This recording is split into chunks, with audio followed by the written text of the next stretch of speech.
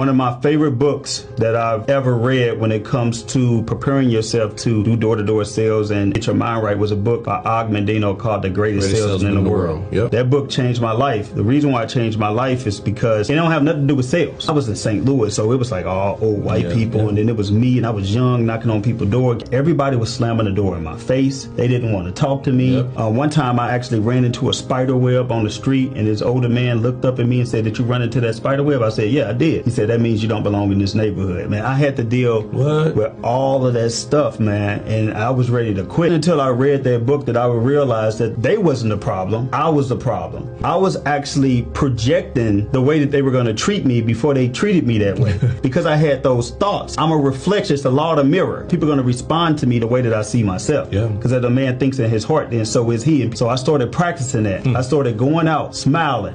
I was like, man, I love this person, right? And it sounds corny, but I would literally open the door, and when they opened the door, I would step back and I would smile and I would say, you couldn't even hear me say it, but you felt it, right? And when they opened the door, all of a sudden, people started inviting me in. They wasn't closing the door. I used a dress from the Goodwill. I ain't have no money at this time. This guy invited me in and said, I want you to succeed. Come down to my basement. He designed suits. He had like 5 suits that was my size already. He said, take these suits, go out and win. I had people inviting me in for dinner. I had people referring me to their neighbors down the street. So what changed? It was the energy that I gave off because of the way that I felt about myself. And then the second one was I will persist until I succeed.